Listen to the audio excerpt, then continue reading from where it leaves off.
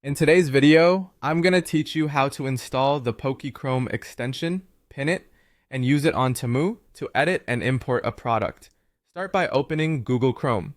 At the top right, you'll see a small grid icon made of 9 dots. Click that to open the Apps menu, scroll down through the list and select Chrome Web Store. If you don't see it in the menu, you can simply search for Chrome Web Store in your address bar and open the official store page from there. Either way, you'll land on the place where Chrome extensions are installed. Inside the Chrome Web Store, use the search bar at the top and type Pokey, then press Enter. In the results, click on the Pokey extension to open its page.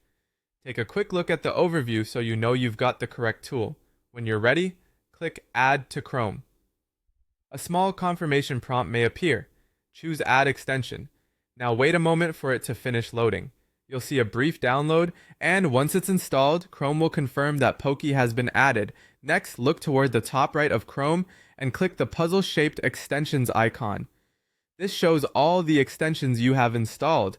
Find Pokey in the list and click the pin icon next to it. Pinning keeps the Pokey button visible on your toolbar, making it easy to access whenever you need it. With Pokey pinned, head over to your Temu site in a new tab. Navigate to the product page you want to work with so the extension can read the details correctly.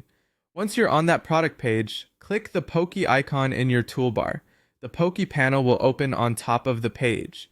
Choose Edit Product to begin making changes. You'll be able to adjust the information gathered from the page, things like the product title, description, images, variants, and pricing, depending on what's available.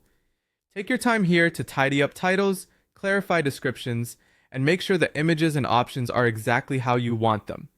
When you've finished your edits, click Import Product. This captures the product with your changes and moves it into the destination that Pokey supports within its workflow. Before confirming, give everything a final review so your listing is consistent and accurate.